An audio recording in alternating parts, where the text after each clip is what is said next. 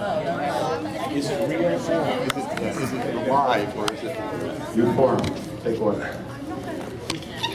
Yeah, we had our All right, I'm going to let the kids do all the talking and introduction. I just want to basically say my name is Mr. Phinney. We're with the Clay Center Amateur Radio Club in Brookline, Massachusetts.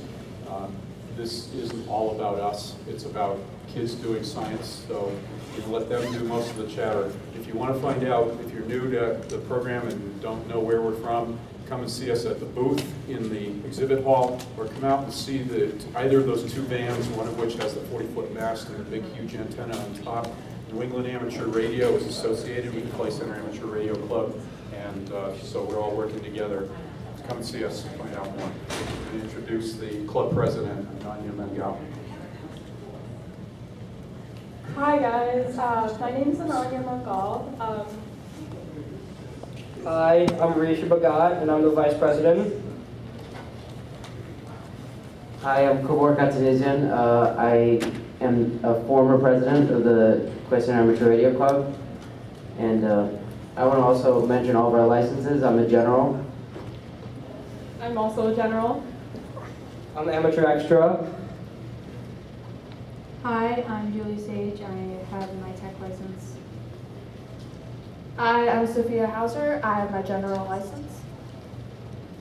Hi, I'm Karin and I have my general license. Hi, I'm Edward Khachatrian. I have my general license.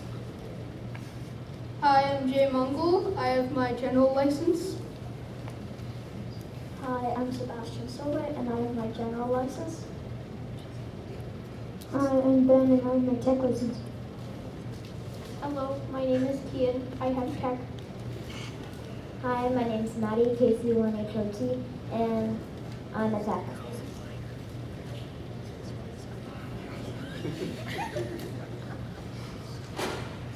Hi, my name is Nathan. I'm an extra. Hi, my name is Jason Rich. I am a general. Hi, I'm Sean Fay, and I'm a technician. So, as I already said, my name is Kavork, and I was the former president of the Clay Center Amateur Radio Club. The Clay Center Amateur Radio Club was founded in 2002 by Mr. Phinney and Bruce Tinkler and other members in the room.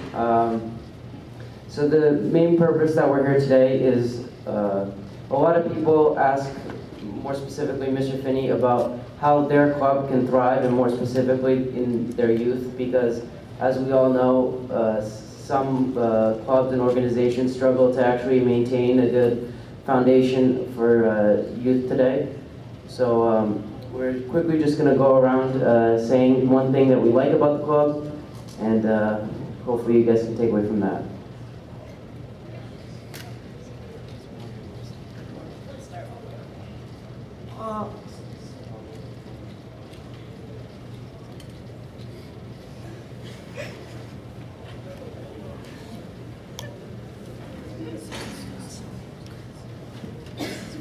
Nathan Penny again. I just like all the cool opportunities we have at the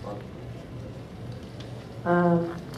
I like how much opportunity there is for expanding your knowledge of science and technology at the club. I like the fact that if you have an idea that's reasonable, it might actually stand a chance of getting done, unlike at a school club. So the special thing about the Clay Center Amateur Radio Club is that, let's say you're sick and tired of listening to other people do HF, and then, or you want to do something else and get out of the ham shack. Usually on Tuesday nights, the telescope is open to the public. So if you want to do something else, you can go to the telescope and take a look. And then also downstairs, we have an engineering lab, and then we play around with the 3D printer that we have. So there's a pretty diverse variety of activities that we can participate in. So what I like about the club is that we're always doing new things. When I first started out, the new thing for me was making contacts around the world, and now it's become cubes in space, which I didn't even know existed, and then bouncing signals off the moon, making contacts through another satellite. It's just everything. It's so different and new, and some of these things I don't even know existed. The reason I joined the CCARC was because I was interested in STEM, and it was the school's STEM program.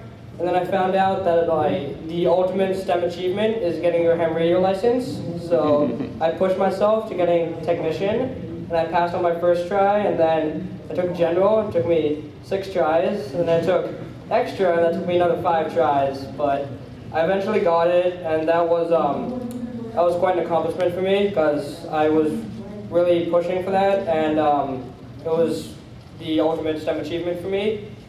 Astronomy, I think, is my favorite part about the CCARC because I've always been interested in space, and I just love how we have our gigantic telescope that allows us to see into space, and how we also have NASA collaborate with us. I probably have like 2 different favorite things. One is all the STEM stuff, so like Rishi said, the telescope. I control the telescope sometimes on the public observatory nights. Also the human space program, and just all the STEM things that we do. And then my second favorite part is probably making friends, because I've made some really good friends here. My favorite part about the Amateur Radio Club is that it's not just radio, it's also science and a whole multitude of other things. I would say the fact that there are a lot of other things with the radio club, like the astronomy and the keeping space, is great. And I like, more specifically about that they're actually scientifically related, not only that it's an overlap in interest for a lot of people, but that they're actually related to each other. Well, what I like about ham radio, and more specifically our club, is that in our club, we got a lot of great people running the show, like Mr. Phinney, Bruce, and a few other people, and they really help you along and explain things that are really confusing and help you progress. I also like that ham radio isn't just like cell phones where you can just talk to people you know. You can talk to like pretty much anyone who has a ham radio and is on the same frequency as you. So that's what really keeps me interested. Like, there's always something new. There's always someone else to talk to. And yeah, it's what gets me going. What I like about the Amateur Radio Club is that we learn things that are not only applicable to radio, but also applicable to real life. So you can use this knowledge to somewhere else. And I find that pretty cool.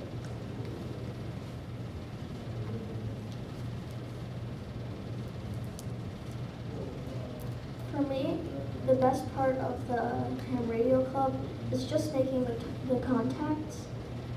Because, for example, the day I got my general license, I operated an HF radio. And it was pretty much the best thing I had ever done in ham radio. I like all the STEM stuff we do, and I also like getting opportunities that anyone else will get that has a ham radio license. Like I can do HF, and I can also run nets. What I like the most is all the radio stuff, like making contacts, talking to each other, and foxholes. What I like about ham radio is that there's not just like, when you're talking on a phone, you have to know that person, you have to know their phone number. But when you're talking in ham radio, there's always someone new on the other end, someone you don't know, and it might be someone you already know, but there's always someone new to talk to. There's not like a specific contact that you have to call. And I also like the nets where you can talk to new people and they talk about like what's happening in their life. And in case you don't know yet, CCARC has a net on our 446-325 repeater with a PL tone of 146.2, and it's not just like radio that we do, it's like all STEM or STEAM and science technology.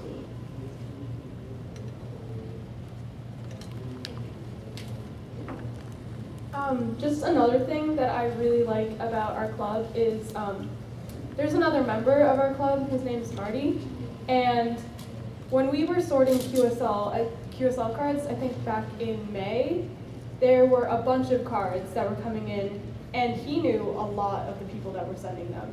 He was like, oh, this guy, we were talking like a couple nights ago, or another guy, I'm friends with him, we talk all the time. It's amazing. Like, you meet new people, but you also have those people that you're always talking to, and I find that amazing. So a majority of the youth that we have come in two ways. One, they're actually part of Dexter Southfield, they're Dexter Southfield students. And the second part is they're also Sci-Tech Camp, and that's also run by Mr. Phinney, but there's a wide variety of youth, and they come from a bunch of places, and I think that it's very interesting for us because we get to not only meet new people, but we also get to interact with other people around the world. So now we want to open it up to questions in the audience. I like what you were just saying. I was thinking, do you want to just go through and say which schools you're all from, or towns you represent? Because obviously you're not all from Dexter Southfield. Schools and towns.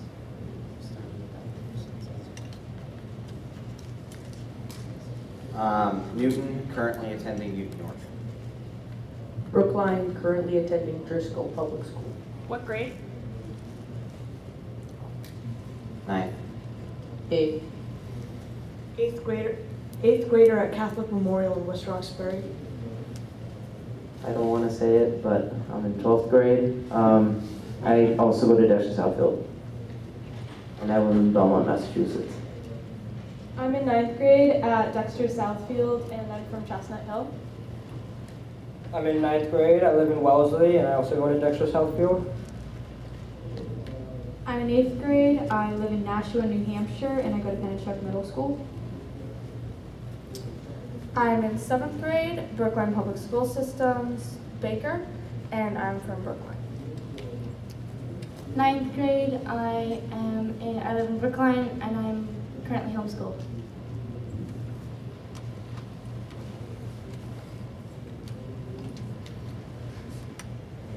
Eighth grade, Driscoll School, Jason, Brookline, Massachusetts. I'm in 7th grade at Dexter Southfield. I currently live in Chestnut Hill. 4th grade, I'm at the Meadowbrook School, and I represent Brighton. 6th grade, Brookline Baker School, and I represent Brookline. I'm a 6th grader at Baker School in Brookline.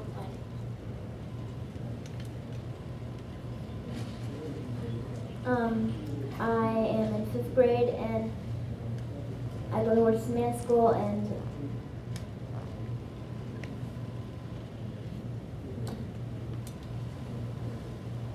As you see, we have a wide variety of students over a wide variety of places. Are there any other questions? Maybe a show of hands from you guys. Have you ever made a code contact? Any of you guys yet? Gotta get some code. Yeah, you made some code? Well, today at the van, I was I forgot his name, but he was teaching me a little bit Morse code, and we sort of made a contact now. And along that line, maybe just a non-traditional kind of like guys do digital or little TV. Any slow scan or something? Well, it's not required for us not to get our tech, so it's why many of us are tech, because we didn't have to learn Morse code. Any other questions?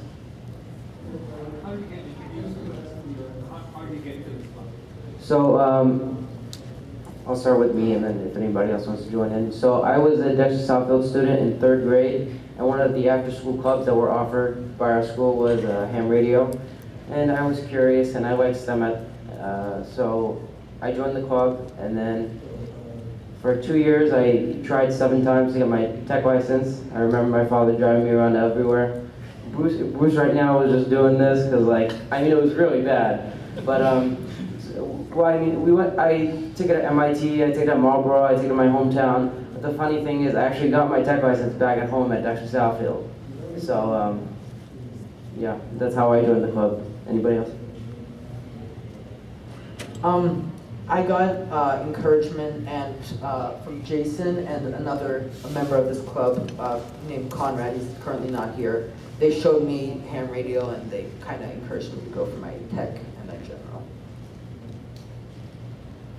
I joined Dexter Southfield in 5th grade, and as some kids here know, joining a new school, you don't have many friends.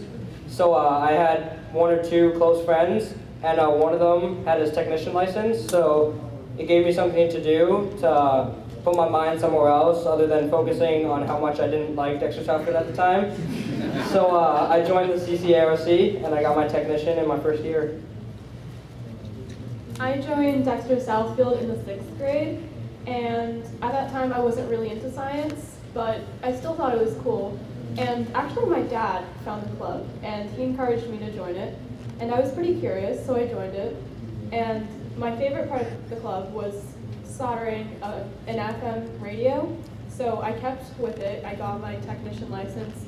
And then I got even more interested, so I got my general license. And now I'm going for my extra.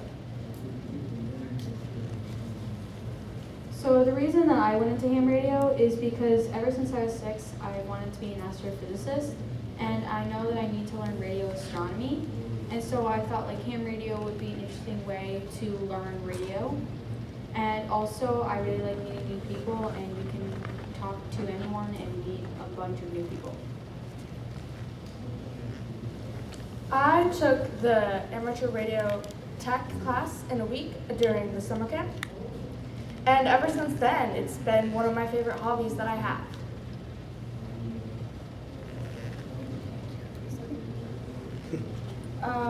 My dad's wanted to be a ham radio operator since he was like 11, but he never got to it.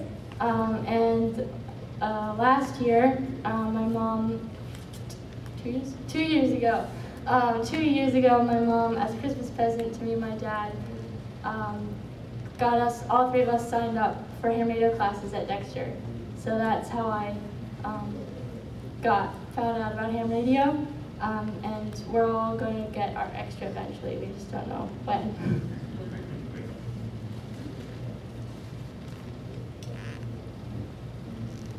So I signed up for SciTech in 3rd grade, and I had no clue what half the activities were. And I saw radio, and I said, "Hey, this is pretty cool," because I like listening to radio.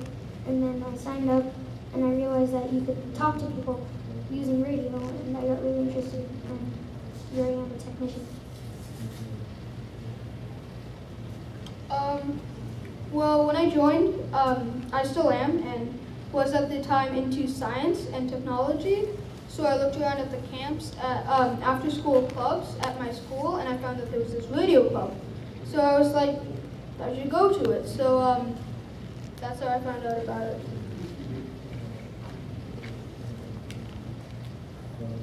Are there any other questions? Can you talk about the variety of activities that you guys do in the club?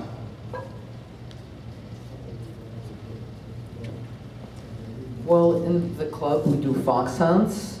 We also like have the option of making like soldering things. Like I soldered an FM radio. Other people have soldered like these little bugs that like follow light, and stuff like that. Really, so yeah. We one time did this activity where we tried to bounce back a message that we sent to the moon. I think our president talked about it. But yeah, it was really cool how we unfortunately did not make it work. But it was still really fun.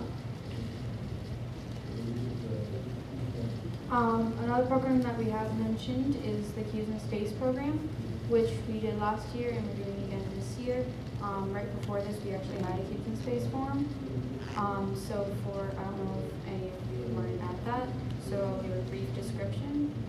The Cubes in Space is a program where you design experiments to fit into a 4-centimeter cube, and then they get launched on a sounding rocket or a high-altitude balloon, and then we get the experiments back, and then we can analyze it, and it's just really fun. Also, from I think January to around April, we had like several different people come to our school, or we'd Skype with them. For example, we Skyped with the CEO of DX Electronics, and also 2 people from, I think it was called PAWS, which is a part of the military. Yeah, they came to talk to us also, which is also really cool.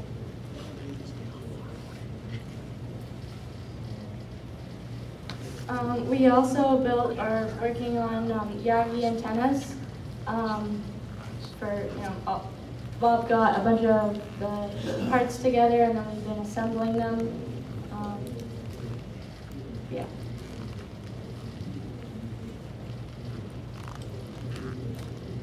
Sometimes we even get to talk on satellites and also get weather data from the satellites. That's pretty cool. Also, on a date in June called Field Day, which I think you all have heard about, our entire school just turned into a free-fall playground in which a bunch of kids are running around, going from the 10-meter station to the 20-meter station, and then teaching our brothers and sisters on GOTA what amateur radio actually is. And it's pretty cool of all the programs that our school offers, and we're unique in that way.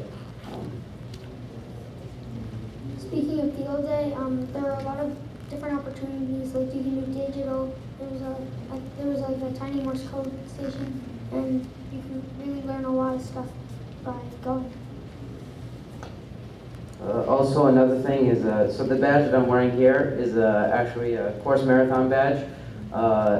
We are one of the control operators for the marathon, so the 5th floor of the Clay Center turned into half of it, not half. Sort of the ham shack turned into a bus monitoring station, and then it's pretty cool. I was a runner, so I was going around passing notes for emergencies, medicals, so on and so forth. In addition, we have had a bunch of astronauts come to our school, and I believe 12 are honorary members of our club.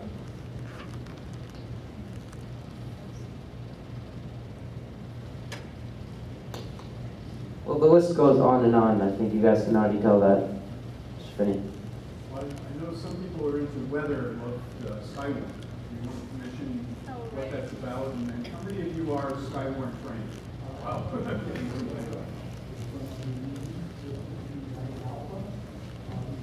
So I'm not Skywarn trained, but I know what it is. It's basically like ham radio operators are reporting like weather conditions where they are, and if there's like a tornado or a hurricane, hail, heavy rain, floods, they just report that in, and it's very useful in the parts of the country where the radar is like fringy and not like 100% accurate. So that's pretty much what Skywarn is about.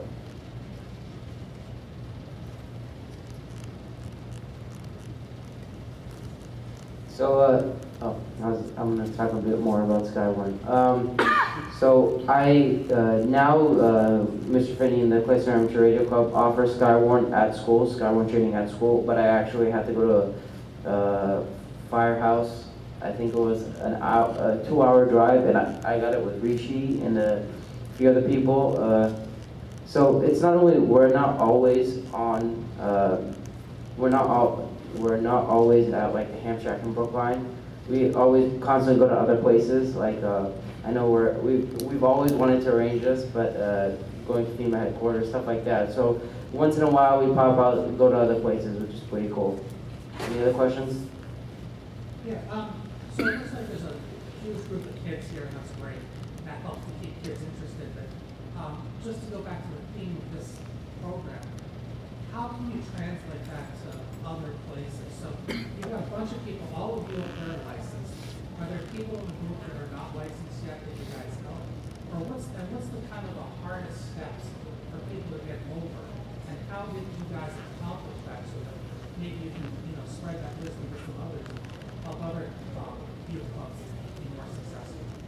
So I think a main reason why we're so successful is that we're underneath we're with a school organization, Dexter Southfield, and it's pretty important because a school is basically where all the students, a majority of our students come from, and it's after school programs with that school that actually sparks interest within the kids, and then we go forth from there, if any.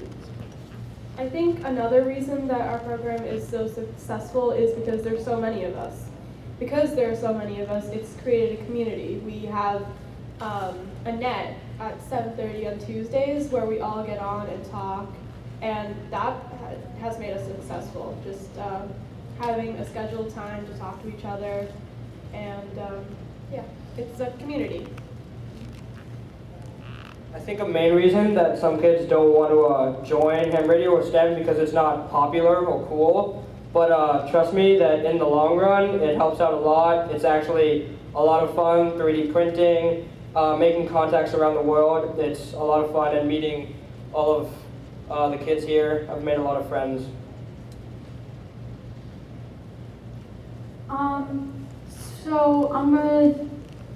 I think one of the main reasons that kids aren't into ham radio, and I know this because of my own friends from school and everything, the main reason is a lot of them don't even know it exists, and once they know it exists, they only see the old radios and everything and think that it's a dead, that's a dead activity. Not a lot of people do it, and there's not a lot of young people in it, and it's all old people just on in front of radios for hours doing Morse code, when that's not just what it is. There are kids like us talking and everything, and I think one of the reasons why we're so successful is that we bring that out. We bring in other STEAM initiatives, more than just sitting in front of a radio and talking for hours. We do other stuff like the Kids in Space programs, like Fox Hunts, and I think that's one of the main reasons why we have so many kids in our group.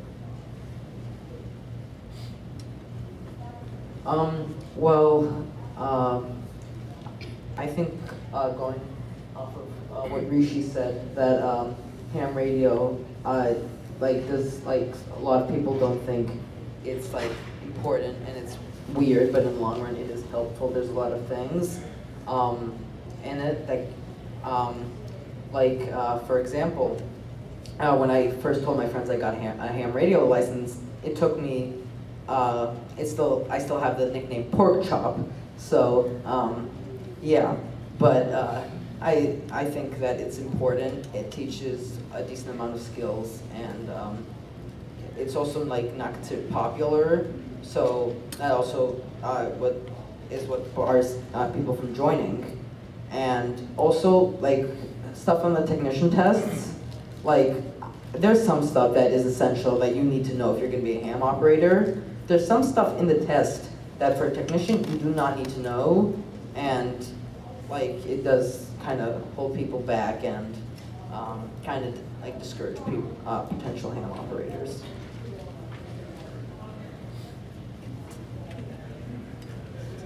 So another thing is the curriculum. So over the years, this is tying back with your question, when I trained for my tech with Mr. Phinney and Mr. Kazubal, I can use that at the school, it was basically a PowerPoint going through, and then we went on QR.com, and then did practice tests, and that was basically it. But now the curriculum has sort of evolved into more of an interactive feeling because of all the equipment that we've gotten over the years, and so we have a unique curriculum. And right now, if you were to go into our ham track, we have a stack full of all the PowerPoint slides, and it's pretty cool. It's pretty cool how sort of our curriculum's evolved, and it's overcoming that obstacle of actually getting our tech license or general license or extra license. Another reason I think it's the club is so successful is that like I forget who said it, but that it kind of seems like it's for old people who are sitting and just doing Morse code or something. It's the general vibe of the club is that not like there are so many set activities, like this is what we're gonna do or this is what we're not gonna do, and there's the people are welcome enough to ideas, and we all kind of have a lot of similar interests that if someone kind of has an idea, it's like, okay, sure, let's try that, or anything that we all kind of have a similar interest in. It sometimes just evolves into part of what we do. Another thing on how I think our club is successful and popular is because of the people running it. Like without Mr. Phinney, we would pretty much be nowhere. And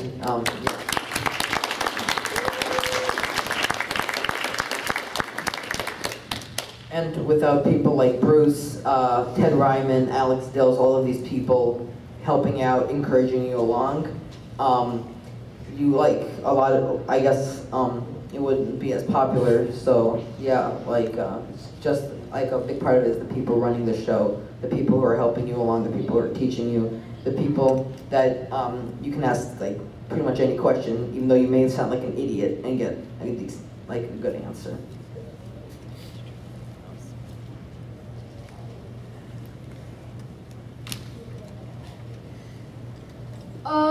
I think I can kind of give an example of how these amazing instructors have helped.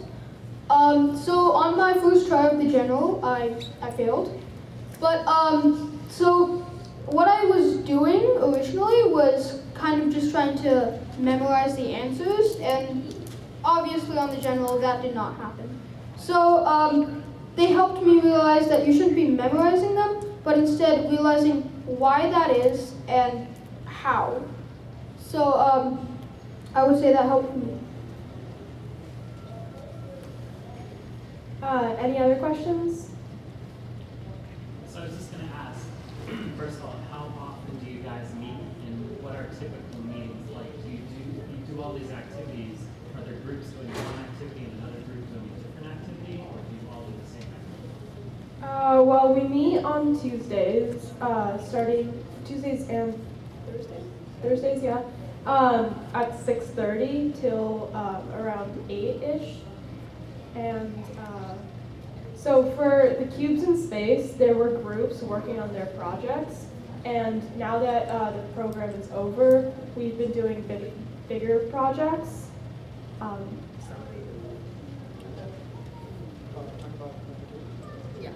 I mean, each night there's always some different activity to do. Some kids have started soldering projects, other kids have started the Yagi antenna project. So everyone is always busy doing something. Sometimes when we get a box of QSL cards, everyone pitches in and helps sort them because it's around 3,000 cards and we're not going to be able to get that done with just a few people. So if it's a big project, everyone will help, but most nights it's whatever you really feel like doing. When it's still warm outside, like in the summer, we generally track some satellites outside, and some days, if we're really lucky, we can see the ISS go by. And also, if in the beginning of the meeting, if it's really nice and sunny outside and everything, we do the box hunts, and that's always kind of fun because they're always like looking for. Sometimes it lasts for hours, sometimes it takes a few minutes. It all depends on where you hide it and who are the people hiding it and everything.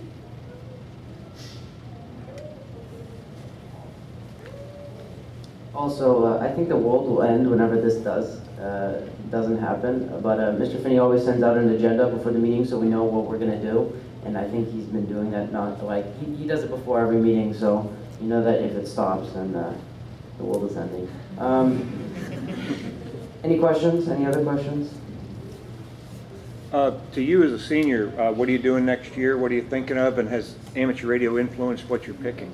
So I'm applying Harvard Early Action, and underneath my sweater I have a W1AF shirt for Harvard's station. And I think when I was looking at schools, and I was talking with Tom Gallagher a bit earlier about colleges, basically, well, I mean, it's pretty scary for me applying to all these colleges, and a bunch of people said like, oh, I can't do this. Like when I told my parents that I'm applying to Harvard, they were like, great, but you know, you're not going to be that kid because you're going to be one of the 96 kids that don't get in out of the 4 that do get in for every 100. So I mean, statistically, it's pretty scary, but then tying it back with amateur radio, the colleges that I look at, not a lot of them offer it because they have to have some sort of, the colleges have to have some sort of financial base behind actually having ham radio clubs. So like Harvard's Harvard, so obviously they're gonna, if the students are interested in having a club, they're gonna get the financial resources to make that available. So yeah. Any other questions? Some people like competition. I was curious if any of you have run contests or worked DX. Enjoyed it. Yeah, that's it. So whenever competition comes to mind, we just think of Marty. He's I mean, DX, Marty's definitely done code. Like, there's nothing that Marty hasn't done. But yeah, so I wish Marty was here because he could talk nonstop about competitions. He would talk nonstop. Anything else? How many of you have family members who are also licensed in the club? None. My twin brother and my twin father are both licensed. My little brother, right here. My grandfather had a work-issued license for handheld radios in the Soviet Union, but my parents hate it and do not want to get one. My mom, who's back there. My brother, who's over there, and my father. My mom and dad, which are right here.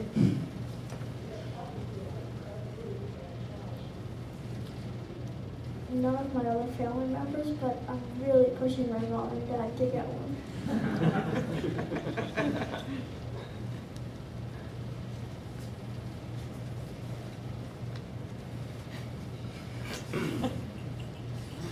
Jason, your little brother. Oh, yeah. My little brother, Ian. Any other questions? I noticed that you have different schools. How did you get these other schools involved? And how did you get interest in the other schools? So I think it's more of the programs that we offer, because some of the programs are not only school specific, but it's also branches out. For example, she talked about the programs that her school offers, how bringing other people towards it, and then also Brookline Ed, and then SciTech Camp. So, as I said, I didn't really know what ham radio was, and then I took SciTech, I learned about it, and then I basically told a few people that I thought would be interested about it, or in it, about it, and then, what do you know, they're here with me.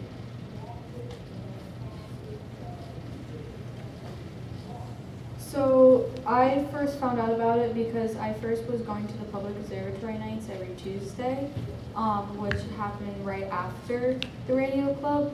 And every time I went there, Bob and Bruce always were just like, "You need your ham radio license. You don't understand." and it's just funny. I'm like, okay, I'll try. And so I did. I took the class with my mom, and I got my tech license. Going about pushing people, I remember Mr. Phinney had his general, and then we all sort of, we didn't make fun of him, because you can't make fun of a teacher, he's my advisor, but basically we were pushing him to get extra, and then I had my tech, and I was like, if I get my general before you get extra, then I'm basically better than you. But I mean, sort of I am, but still. It's, I think it's pretty cool also, because when you look at other people here, like I'm a high school senior, and I have my general, but then you have we had the youngest tech, Milo, who was 7 years old when he got it right. He was 7, so the wide range. So whenever I don't have my extra, but then Rishi does, it's like it's pretty scary because like now I want to get my extra a bit more. Don't worry, I'm trying. So, any other questions, Mr. Phinney? Yeah, I think the work is realizing college applications. The real world. The real world's coming. Reality. And some of you already not school. But one of the things that really distinguishes you guys, you are doing something that a lot of people don't. I mean, ham radio is more popular than ever in the United States, and lots of people are doing it. But you're still, not everybody does this. It's one thing that distinguishes you and puts you above the average person. If everybody plays a sport, everybody's a great student, what is a college going to look at to say, why is this student unique? And ham radio is what makes you unique. And not only getting the tech, but having the initiative to go further and do more with that. So I think one of the things that's really important is you guys are doing this. I thank you for recognizing the people who helped, but it's really you. You're accomplishing some incredible stuff that colleges are going to be interested in, and after that, the jobs and careers you take, it's going to help you, right? Broad range of science. But along the way, one of the things that I'm always trying to do is get more girls involved. The guys seem to get it. The guys say, oh yeah, high-tech stuff, cool, I want to do that. Girls, I want to ask you guys, how can we get more girls involved in ham radio? Can you answer that? Okay, so I think the main way to get more girls into ham radio and everything is show them what it is, and once you explain to them, like, this is what you can do, I think a lot of girls would actually go into it, because yeah, some of the girls, they kind of are the stereotype, but a lot of us actually don't really fit that stereotype. A lot of people think like the girls, oh, they're not going to be interested in technology, oh, they're not interested in that, they're only interested in fashion and girly stuff and bows and sparkles. Like, yeah, okay, we like bows and sparkles, but we also do like technology. We like getting like dirty and going and soldering and building things and inventing things. And I have a bunch of friends online who are big into STEAM, and they're all girls, and they're just amazing. And they got into it because they're like, hey, this is cool. And I think that's the attitude that a lot of girls have. So I do have a couple friends who have their tech license. They got it when they were in 5th grade, and I didn't know why they got it because I didn't know them then. But at that point, the curriculum was more like, as Kavork was talking about before, more like just slideshows and memorizing things and stuff. But I think our club has definitely evolved since then. We're doing a lot of interactive activities, and because of that, that's the reason why I'm so into ham radio. Like, because of Mr. Phinney and Bruce, I'm really into it because there are so many activities and just so many reasons why this is actually applicable to my life. So yeah. I have like another idea about it is that girls who like learning stuff a lot, like in a specific kind of like science, they like learning about science. That if they're presented with an opportunity to learn like about how ham radio works and why it works, then they might be interested in ham radio because of that, and then they get a license and they can use the radio additionally because of it.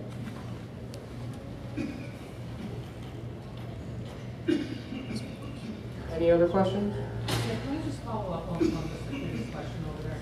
So a number of you raised your hands earlier and said that you had other family members who had their license. How many of you have a woman in your family that has a license? I think that's what we need. We need more women. Get your moms.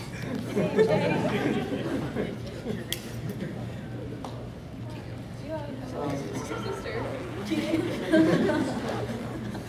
yeah, So another way to get more kids involved in general, and girls, is it really is you guys going out and getting recruiting. Right? I, as you know, well, some of you try it out. But there's only so much an adult can do to say, hey kids, try this. It's really you guys talking to your friends is going to get the next generation going. So how many of you, I know a couple of connections in here, but how many of you have actually recruited another ham radio operator? Oh, okay. How many of you, after this, are going to go try to get at least one more person from your school involved? Okay, now if every one of you brought one more person into ham radio, you've immediately doubled the number of kids there. Now, if every kid in the country brought one more kid into ham radio, you double the number of ham radio operators who are new. So I think what we have here is a group that is doing a fantastic job, first of all, in explaining how you got involved and what makes ham radio interesting. But you're also the role model for the rest of the kids. You're the role model that you can present ham radio to your friends and get more people involved. Although I don't have a question, I just wanted to say that. It's so simple, but so for us, we also have, whenever we elect our, we have elected officials, such as president, vice president, so on and so forth, but then also we have appointed members, and a few of those are like member at large, and then like FOXM coordinator, net coordinator. So our flexibility with that person who's even a 5th or 6th grader can have a position like that. It's sort of like, hi, I'm Kavork. This was me in 6th grade. I'm a net control operator for the Clayton Amateur Radio Club. And then if you're interested, come join. And then the amount of events that we have as well, like we can bring a few of our friends to field day. That's what I do with my brothers. That's how I got them involved, even though they don't have their tech yet, but it's fine.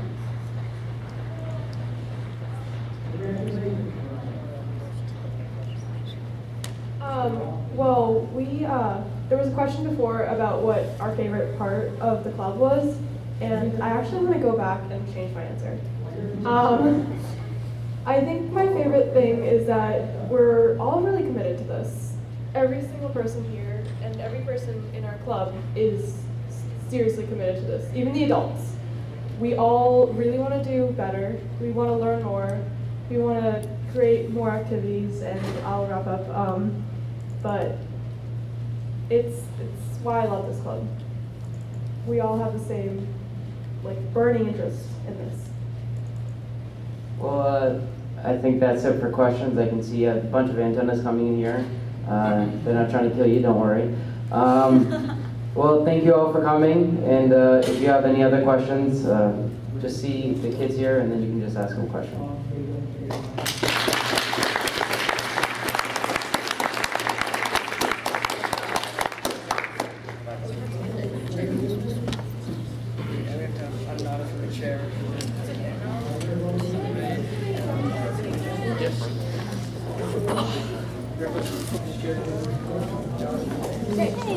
Would you roll call?